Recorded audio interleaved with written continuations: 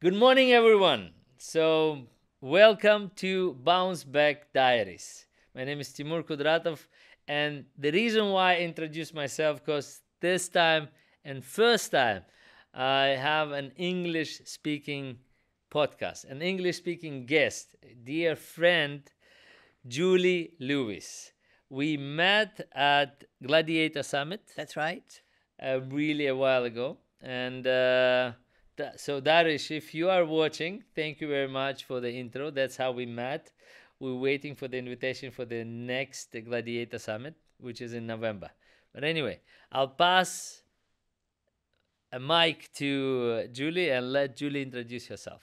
Thank Julie, you so take much. it. Thank you. I'm super excited that I'm your first English guest. So Yes. I'm Aries, we're fire signs, and we like to be the first, the only, the most, or the best. So a little bit competitive. So very, very happy to be here. And as you said, we met at the Gladiator Summit in April earlier this year when we both spoke on a panel of entrepreneurs about business and life and bouncing back, actually. So I'm a speaker, I'm an explorer. I love traveling, climbing mountains, rafting down rivers, jumping out of planes. I'm an author. I can say that now. I published my second book. And basically, I work with individuals, teams, and organizations to build rock solid resilience so that they can bounce back, but also focus on health, vibrantly healthy, because I think as an entrepreneur, as a business owner, as a human being, we need to take charge of our health so that we can bounce back higher and stronger than ever before. Interesting, you're touching on health. That I've been always, I had a lot of failures, right? So let's take it because when I started my entrepreneurial career back in 2006, I thought that I can conquer the world. And I think all of us, we have this vision and we are unstoppable. And the first failure is the most difficult one because Of that's course. when you feel that, there's something I can't do, or there's something I don't know. Because all that being proud of yourself, doing something, and all these years I had so many things to use in a sense of to recover. I Hmm. was giving myself excuses. I could, I would tell that, yeah, that's how people recover. Normally they drink alcohol, or maybe they smoke, or maybe they party. That's how I used to take failures. And bouncing back was getting difficult and difficult and more difficult Mm. until I found out exactly what you said, the health. If Amazing. you have a strong health and if you really care about your health, it helps you to bounce back, Definitely. helps you to get back there. But today is all about you. Today is your time. And you said you are an author. You have released a book, and I can see it here. Would you tell me more about the book? Yes, this is the big sister to my first book that I published in 2016 called Moving Mountains, Discover the Mountain in You. And it was that book was really as a result of leading around 60 expeditions all around the world, climbing mountains with teams of people who had never climbed a mountain before. So it was how they access that mountain within them, their strength, their courage, their joy, their values, their purpose, their vision. And so that really led me into doing a lot more speaking engagements. I climbed my first mountain when I was 40, so that's 22 years ago. Wow. And that really was a turning point for me, really. I had some, you Why know, mountains? why Why you chose mountains? It's mountains? interesting that you ask that because we live at sea level here in the UAE. My background's in sports science. I've always been very much into health Sports science. fitness. So I was in the health, fitness, and sports management industry. When I was 36, this is a personal bounce back story. My husband of 7 years collapsed with a heart aneurysm. He was a professional squash player, Wow. 41 years young, collapsed to the floor and never got back up. I'm So so that sorry. was really the first, like, whoa, what just happened? How do I navigate this? I stayed in my job for a year because I thought it was important that I needed to have a reason to get up in the morning and serve. And then after 1 year, the bathroom mirror moment, you're brushing your teeth and thinking, is this it? Is this This, what, there must be more to this. And it just came to me, go climb a mountain. Wow. Because that's how I could access what I felt there was so much potential in me, that it was just being drowned in Was this it like grief. to put yourself in danger? Because mountains is in danger? I think it was just to challenge me, to put me back into nature, because, I was working inside a lot, outside as well, but I just wanted to get a higher perspective. I was in this valley and I wanted to climb high. So I managed to persuade 4 of my friends to come along with me. And this was in 2002. It was my 40th birthday, 7th of April, standing on top of the mountain, tears running down my eyes. I'm on a mountain. I feel so high. I feel so alive. I feel so much joy. I can see this whole new world. And I thought Mountain High, that would be a really cool name for a business, to encourage more people to challenge themselves in nature, to keep fit, to connect with new cultures, to make a difference, and to come back with a fresh perspective. So in 2003, I started Mountain High, my first company, at the age of 41. Wow. And I just believe you're not your age, you're your energy. So, but it was the first step into the business. Entrepreneurial world, yes, because I'd been a sports scientist. I'd working in health and fitness centers, managing beach resorts, managing fitness centers. So this, personal tragedy actually turned out to be, a whole, the catalyst for a whole new career, basically, that started on top of that mountain, really. Yeah. So in 2003, after taking a team of 18 women to Everest Base Camp in Nepal, I came back, I phoned my father, I said, I'm starting my own business. It's going to be called Mountain High. And boom, off I went. So that was the journey with the mountains. And obviously, I think every time you do an expedition, you're putting yourself into a challenging situation and an unpredictable environment. In the Arctic and Antarctic or in different places, the weather can change. You can be tired, you can be cold, you can get hungry. So how do you respond to that? So lots of bounce back stories within those expeditions. Failures. Yeah, exactly. I've not always made it to the top of the mountain. Yes. For example, I was in Russia on Mount Elbrus in 2014, and we were 342 meters away from the summit. But there were such strong winds, really strong winds. Something you couldn't control. And the guide said, we have to turn back because 342 meters of that altitude is more like, 1,000 meters. Yeah. And we were walking so we had to turn back, and you come back down, you're absolutely exhausted. And at that time I had 2 sponsors. It's like, I failed. What am I going to do? I failed. I went back 1 year later. I was about to ask, so is it still a tick? And now it's a tick. I was determined. I went back 1 year later and made it to the summit. I was crying at the summit. I'm a very emotional person. I cry when I'm happy and I cry when I'm disappointed. And the guide said, why are you crying? I said, because I'm so happy. I said, I've waited 1 year for this, so delayed gratification. Yeah. So that the mountain book was very much stories of resilience. It has around 57 stories in it. People that climbed real mountains or metaphorical mountains, the ones in our heads that, I can't do that, or I've just gone through this business failure, financial failure, or relationship failure. We always tell ourselves that I can't do that. And no matter what we read, no matter what we listen, no matter what we tell ourselves, there is always a moment in our life or something, small or big. Yes. We'll say the first reaction is, I can't do it. So going through that yourself, yes, climbing mountains, failing on the mountain of Elbrus, and then coming back in a year time, what do you do personally when you tell yourself, oh, I can't do it, or you don't allow yourself to don't allow myself anymore now. Yeah. I've kind of rewired my brain, and I thought, that's interesting. I wonder how I can do that. Not I can't do that. Okay. It's like, I wonder how I can do that. What do I need to do? Who could help me? What could I learn? How could I get my fitness? So you learn a lot from nature because, there's cycles in nature. Trees giving us oxygen, the ocean giving us business flow. We talk about streams of income and everything. So I think I've learned a lot through leading expeditions and actually going beyond self and going beyond any limiting beliefs. And when people said, why do you want to climb a mountain? You're 40. What are you doing? I said, because that's what I'm called to do. I'm answering the call, to this adventure.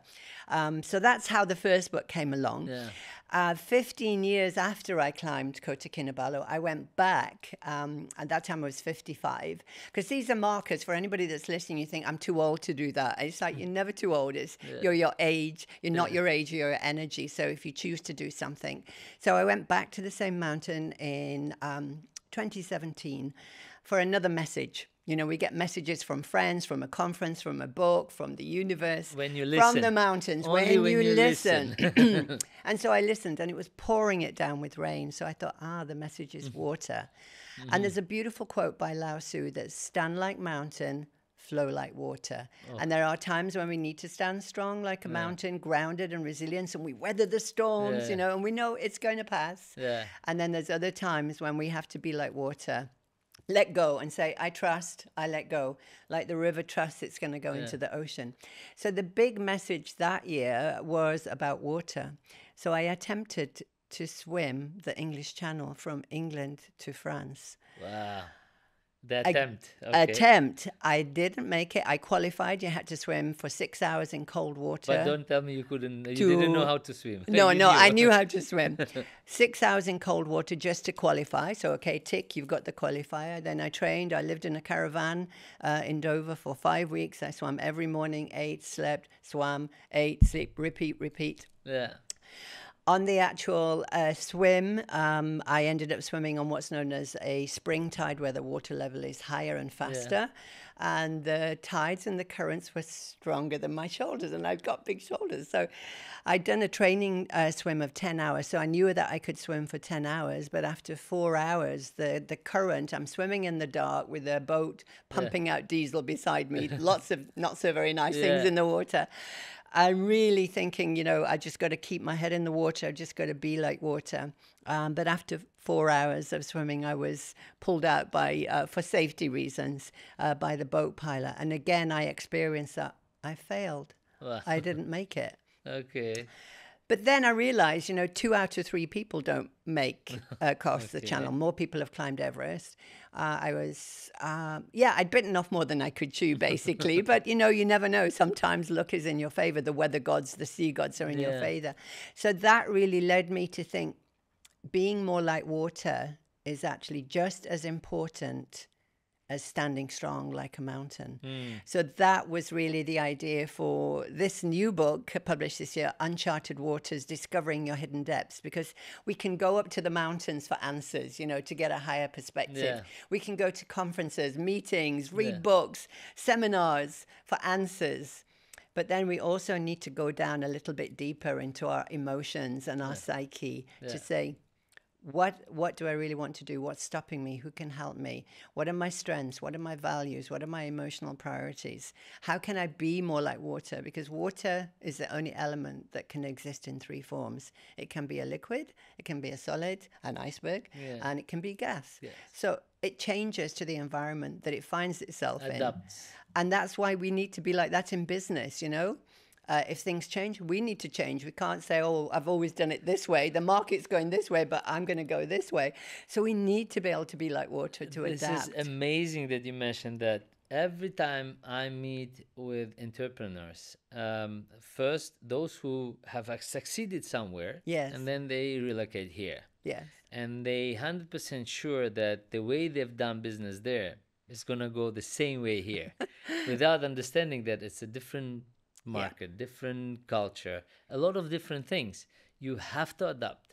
Exactly. It's not like you say, no, I always do business this way. Yes, I understand, but not only the country, different people. Exactly. You need to adapt. Or even the business which was done 10 years back and the way it's done now, if you don't allow yourself to adapt, like water, as you said, you will fail and fail again until you realize that that's the only thing you need, is just to be like water. Exactly. Adaptable. Yes, otherwise you just evaporate into thin air and you're done. It doesn't mean that you're weak, that you are adapting, that you're changing your perspectives. I've seen so many stories when people just being stubborn and saying, no, okay, there is, I always say there is a thin line between being stupid and adaptable, so Yes. you can't just say, no, that this is, I know I'm going to get there. Yes, it's good to have a vision and Yes. target how to get there, but you need to adapt the way you're getting there, right? Definitely. And You I think said, that's yeah. huge, huge for entrepreneurs, businessmen, that to be optimistic, to when you start off an adventure or you start your business, you want it to be successful. You don't start something saying, but I'm not sure I I'm can gonna do fail. this. I don't really like this. I'm going to fail. No, you start with optimism. You hold yourself accountable. Like, Yeah. if it is to be, it's up to me. And then I'll get a team around me and I'll say, I need you to help me with this. So you become accountable and have accountability partners, and that you focus on solutions. When people say, what happens when you face a situation? And say you identify what the situation is, and then you spend the rest of the time, having a discussion. What are the solutions? Left, right, complete U-turn. What do we do? Focus on solutions. Any ideas? What else? What else? What else? So that we actually have what I call, is known as an open mind, not this closed mind. We've always done it this way, but technology's changing now. But we've always done it this way. And being flexible, and living in the Middle East, we're working with different nationalities, different backgrounds, different ideas, cross-cultural, but also cross-generational. I love teaming up with people that are 10, 15, 20 years younger than myself, and 10, 15, 20 years wiser. I don't say old, wiser than myself, because you get this bridge of perspectives, from the experience-based wisdom to the new tech savvy AI stuff, and they kind of meet in the middle. And then, of course, I think the big factor, Timur, is how you manage stress and anxiety. And you kind of knocked the nail on the head when you said, well, people think I'll just have a drink or I'll go party and I'll forget everything. And I think for me as a businesswoman, as an entrepreneur, that, the biggest sign of respect for yourself is to take care of yourself. How am I thinking, eating, moving, sleeping, hydrating, meditating? Growing your mind. So I think, for me, it's my morning ritual is, I wake up, bathroom trip, of course. I meditate for 20 minutes. I stretch for 20 minutes. I will have hot water with lemon, because that's a very good cleansing for your system. Then I go walk or gym or swim. So I'm moving my body. I'm not looking at my phone. Daily. Not looking at my phone at all. I come back, cold shower, do a little plan for the day, get organized. Only at 10 o'clock I will eat, because I'm intermittent fasting at the minute. So that's just me. And I'm not saying everybody has to do that. And then I just work the plan. You've made the plan the night before. These are the things for tomorrow. This is Prepare important. yourself for success. Like with you having your trainers and your gear right beside your bed. So as minute as you get out of bed, you put your trainers on. There's no option. You are going to walk another day. 235 today, I believe. Today, amazing. Big high five. So I think, for entrepreneurs, and to be able to bounce back, we need to have these rituals, these disciplines, these routines, that when we do get knocked back, you think, I get back up, I go for a long walk, I eat good, healthy food, I get a good night's sleep. There's an English expression, let me sleep on that, because you don't make big decisions if you've not had a good night's sleep, because we all sometimes struggle with sleep, and you don't want to make big decisions. So all of this, this peak performance, this highly tuned, body vehicle that we've been given, and the mind, when that's firing on full cylinders, then we make better decisions. People want to be around us because we're glowing, we've got energy. And when we have a little bit of a blow, we just think, okay, what's good about this? How can I change this?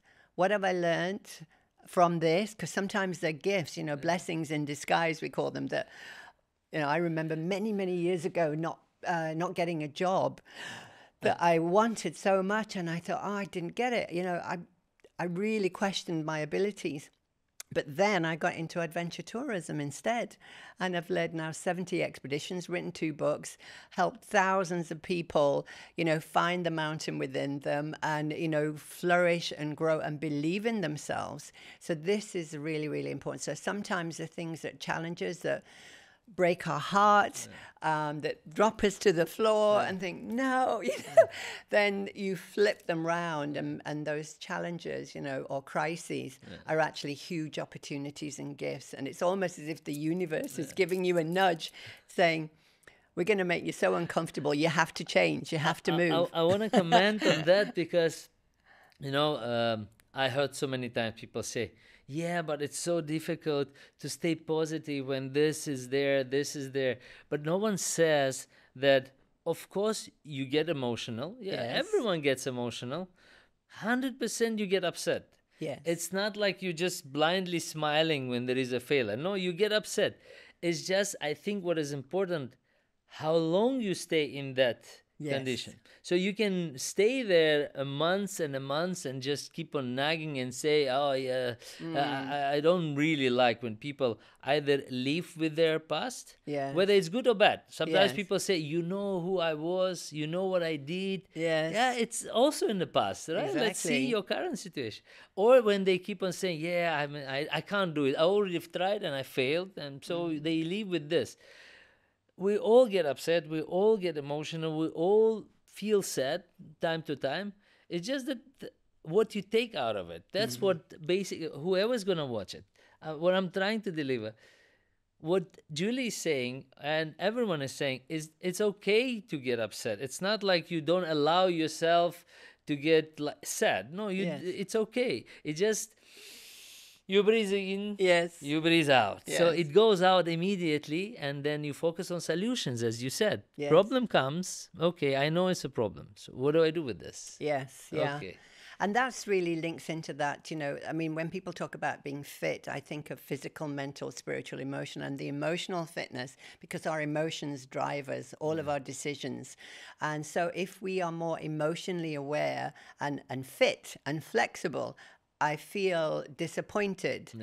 And I want to shift that to being curious as to how can I be better if I'm disappointed at this performance. Curious. So to be very much aware of like naming it to tame it. I'm sad, I'm angry, I'm disappointed, I'm not sure, and say it, I name it. Now, what's the opposite of that? If I feel sad, I want to be happy. What will make me happy? Who will make me happy? How can I be happy? Maybe I need to go for a walk. Maybe I need to dance like nobody's watching. Maybe I need to soak in a hot bath, take a cold shower, watch a comedy. Watch a comedy, play with the kids, take the dog for a long walk.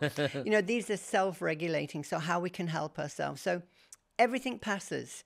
We're not happy 100% of the time. It will pass. We'll be high, we'll be, plateau, and sometimes we'll be low, but we don't stay low forever. There are times when we do, and you say that people say, yes, but I used to be this, and yes, and yes.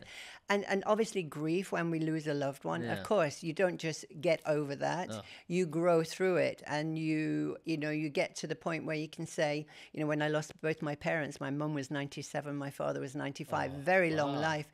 It's just, that I'm going to live the life that they dreamed for me. They gave me this gift of life. So I can either stay down here in grief, or I can come up and say, thank you, Mum and Dad. You gave me the gift of life. I'm going to make it count, and honor their legacy. So I know that there are things in life that really can challenge us and bring us to the floor or go down to the basement, as they say.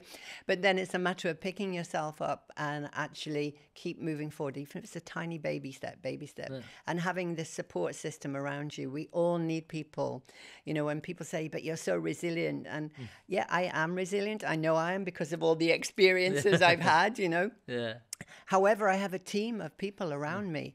My husband, I've got my siblings, I've got friends, I've got mentors and coaches, even a dead silent board of directors. Sometimes I think, what would Lao Tzu, the philosopher from thousands of years ago, what would he say? So I think it's important that we all have people that we can reach out to and say, hey, I'm struggling with this a little bit. Could you give me a hand, This is very important. So the main problem, and I think because I've lived here since 19, I'm 38 now, right? So almost 20 years. Young. Yeah. So I think what I always had problems with is to open up and say that, I have a problem. For a really long period, I was lying to myself. Because we'll touch on the book again, because I'm now I'm recording a book, like I'm sending voice Beautiful. messages to a person who helps me edit it. Beautiful. But while recording those stories again, I've realized that I made myself believe in those stories the way I wanted. So now when I actually opening up the stories, because I don't want to lie in the book. Yes. So now when I tell the same stories, and I tell the guys that, you know what, the person who I know, like now online, Yes. I'm actually opening up and I'm telling you the whole truth, because I want to show myself that, yeah, this Yes. is my failures, 100%. Yes. Before, it was a failures where I looked as a hero. Yes. You know, I presented myself to myself as a hero. You know what I mean? You know, Yes. sometimes we lie ourselves and say, yeah, but he did this, and then I'm just a poor guy who was cheated. And now it's completely different. And it's so important to go out there and say, look, I'm struggling. Yes. I need help. I need advice. It's okay if people, whatever people think, if they don't want to help you and they think bad about you, okay. So it means you don't need these people around you. Exactly. Right? They're not your people. They're Yeah. not your tribe. And that vulnerability to open up instead of being this, ice block, like, Yeah. I don't need anybody help. I don't need anybody, I know And then you crack, Yeah. people crack. I mean, this is where people have, Do you kind of find it mental- more frequently here in Dubai? Because you've been living here some time. I've been living here for 26 years, yeah, and I'm very blessed with a beautiful, tribe of friends. Some I go for a good laugh, some I go, when I need a good cry. Sometimes I go when I need resources or, help and everything. So there's this, it's important that you nurture and build these relationships to the point where, maybe there's one or two people that you could really open your heart to, and it stays with them. They're not running all around town saying, "Oh, Julie, it's so and so and so and so." That you can really have these very, very close, supportive, non-judgmental relationships that you can show yourself, basically, and then somebody will help you. And that could be somebody here within your tribe. It could be a mentor or a coach somewhere else in the world. It could be a conversation that you have with Allah, Buddha, Krishna, whoever you want, or your inner self, really. So I think this is important, that we're human, Yes. and the more human we can be and recognize that humanness in others and being kind to others, because we don't know what people are carrying. When people, oh, she looks so sad, or he looks so sad, go and find out why. Hey, how you doing? How's life? How are you? Or Really sometimes asking, we how get are you? upset at the person reaction, thinking that it's all about us, because we are, the whole world is rounding around us. Of But course. yeah, that's why one of our guiding principles in our company is do not make assumptions, and don't take things personal. The 4 agreements. Yes. Don Miguel Ruiz, Yes, of course. Be impeccable with your yes. word. Don't take things Personal. personally. Don't Don't make make assumptions. assumptions. Always do your best. And Yes. his son, Don Miguel They Ruiz wrote Jr., one more, yeah. the fifth The fifth. agreement is be skeptical, but listen. Yeah. You think, no, that's a crazy idea. But no, You listen, know, this book because you changed never my know. life. It's an incredible book, isn't It's it? this thing, if you guys ever, I'm going to leave the details definitely, but about this book and about the book we just discussed.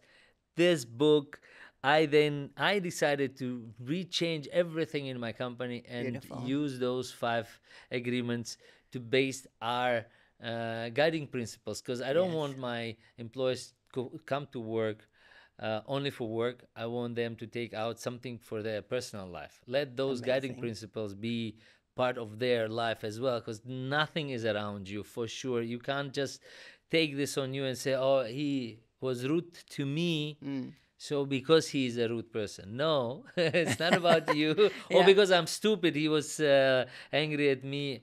Nothing to do with you. Go, No. as you said, go ask and say, hey, what is happening?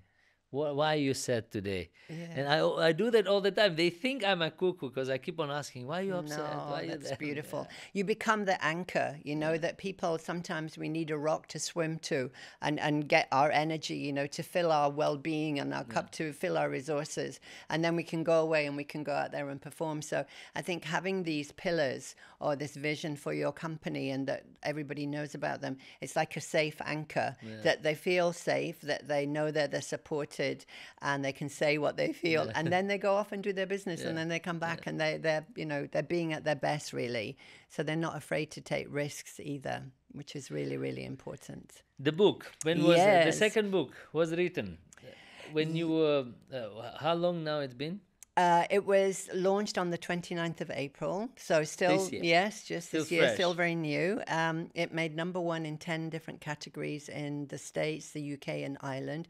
It's only just now available on Amazon.e. There seemed to be a bit of a lag time. I didn't take it personally. I've lived in this country 26 years. It needs to be on Amazon.e. So, but now Now it is. It's in Magrudy's. It will be in Kinokuniya. So it's available. Kinokuniya, though. Yes. Well, that's my favorite shop. It's a beautiful shop. I can get lost in there and spend half a day. People know where to find me. If I'm in Dubai Mall, I'm in Kinokuniya. That's the only place I go. So the book itself is a metaphorical journey through different bodies of water, and the lessons that we can learn in business and life and relationships if we were, like Bruce Lee says, be like water, my friend. That we flow. We don't cling on and say, there's an ocean, I'm not going there. The river just goes and knows that it's going to just become bigger and more expansive. So it talks like an iceberg of presence, a river of resilience, a stream of consciousness, a puddle is playfulness. So it's all metaphors. And, the planet is 70% water, and we are 70% water. So when we take care of our bodies and we take care of the planet, it's synchronicity, because we need Mother Nature more than she needs us. This is a big one. I'm getting goosebumps. You know what? Remember you said about the message? Yes. And we need to listen. Yes. And I'm sharing it now. This is not like pre-recorded or scripted. So you talk about water now. Yes. Right? And shame on me. I'm not prepared. I didn't read the book, so I didn't know. But what I want to say, the whole week, last week, we only talk about water. Wow. We talk about the health of what water means for health. We talked about hydrogen water. Yes. We talked about, I have a medical equipment company, and we recently imported hydrogen bottles. Yes. Which you pour water, you press the button, it creates hydrogen. Yes. And I was about to take my hydrogen bottle today to put and say, without being, without Amazing. thinking that we'll talk about water. Yes. The whole week I'm talking about water, and today you are now experiencing. We're flowing into there water. Is so I definitely. And 2 weeks back, I took my family to a short weekend. We stayed at the hotel, and I did my morning walks at the beach. Yeah. I was impressed and amazed. I said, like, you can ask everyone who lives in Dubai, those who maybe don't yet understand the importance and closeness to water. Yes. We so rare go to the beach, even though it's just here. I mean, it was my second time on the beach in 3 years. Wow. Yeah, and shame on me. So I was recording a video saying, so what do you think about should I include swimming in my morning routine? Yes. And now you're just delivering that to me, saying, Timur, you need to go into the water. Definitely. Especially, the beach, if you're walking barefoot, then it's grounding. You're tapping into the earth's frequency, because we wear shoes, we wear a lot of clothes. When you can walk on the beach, get some sun exposure, you're connecting with the earth's frequency. So that is actually earthing you, it's grounding you. The water, whenever we are in, on, around or underwater, we activate what's known, Dr. Wallace J. Nichols, the marine biologist, termed the coin a blue mind. And a blue mind is very calm, it's focused, it's more open to being very, very present. It's almost like a meditative state where you feel inspiration and creativity. Writers need to be in their blue mind where everything's flowing. Otherwise, we're in a red mind, which is very stressed. I've got to do this, I've got to do that, I need to do this. Or what's known as a gray mind, when we're absolutely frazzled, burnt out. We're so tired, we've got so much going on in our head that we just... It's like a blackout. Red, grey, blue. Red, glam, blue. So obviously we need to be in a red mind sometimes, because that's how we drive. I'll go, if a car's coming towards me, I'm going to jump out of the way, that's a stress response, so the fight or flight. But, to be able to activate that blue mind by just looking at water, listening to water, swimming in water, surfing on water. People who live by the coast live longer.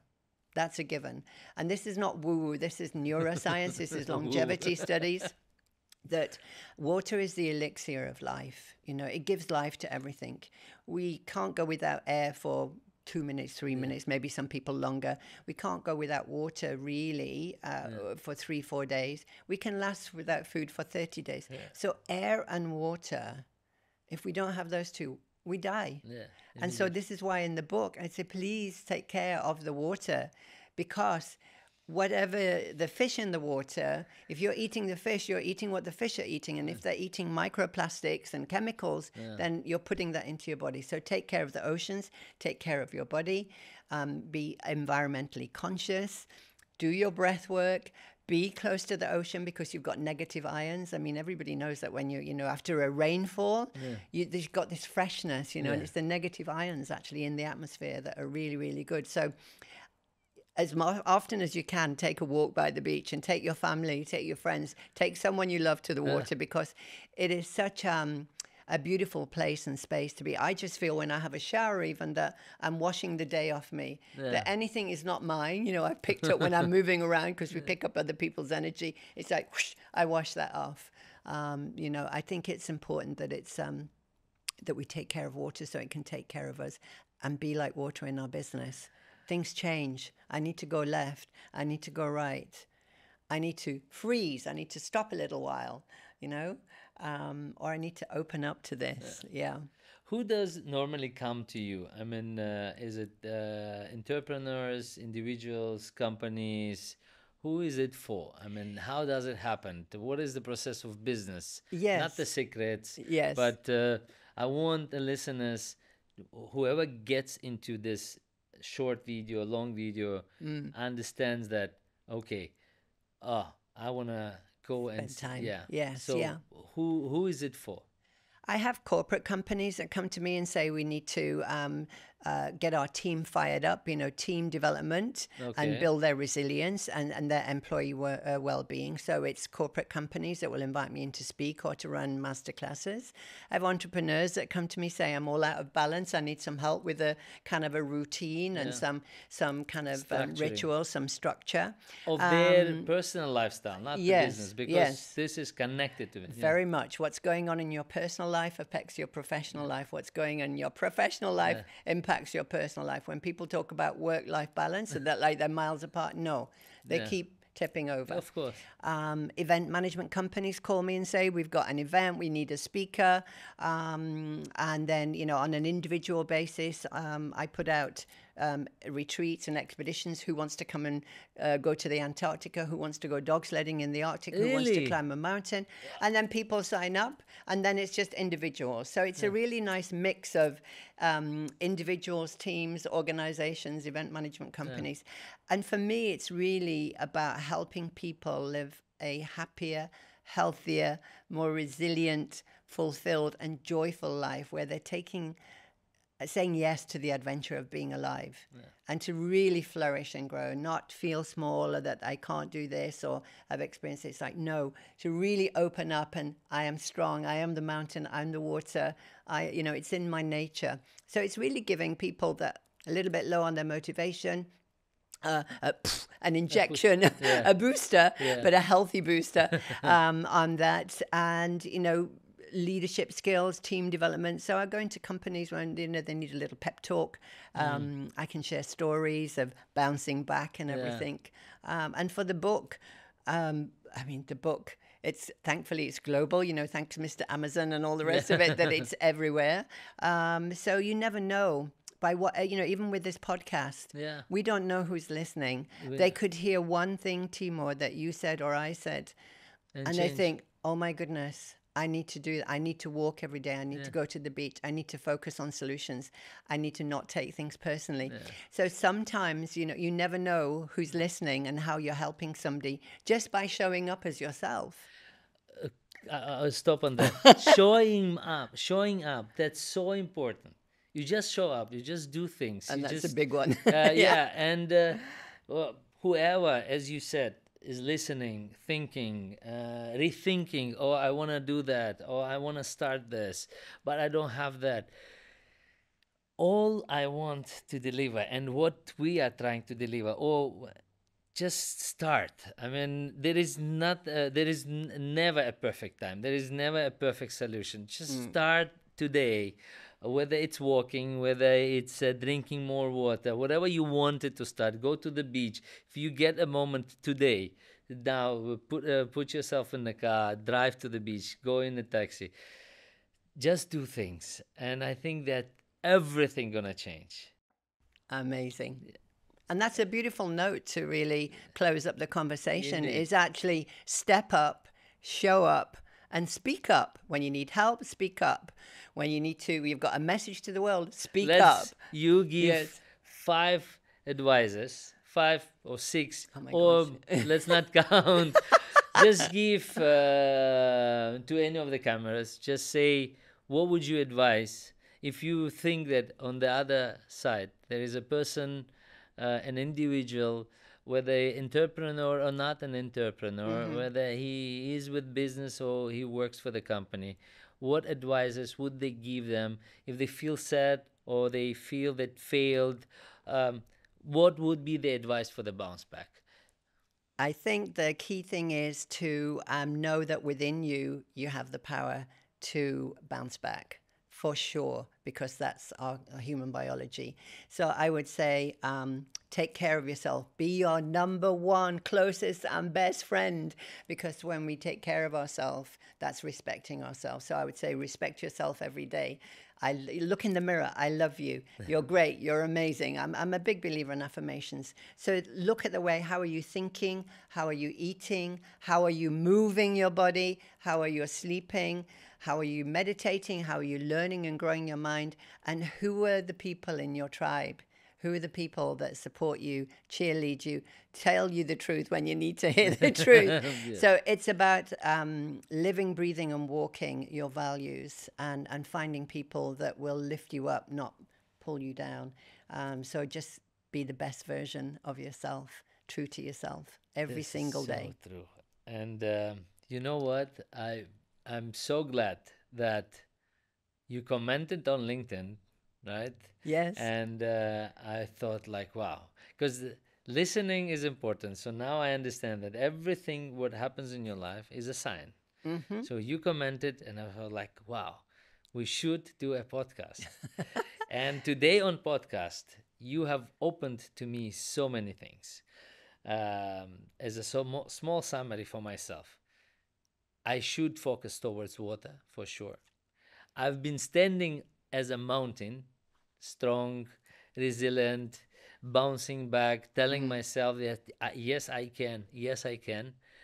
What was missing in my life is water, is being adaptable, is being more understandable, changing myself towards, because sometimes I become stubborn myself, being that mountain to myself, because I told myself that I can do that, and which is good, but I was missing water in all that kind. So I hydrate, I drink I drink less water, and I tell myself I should drink more.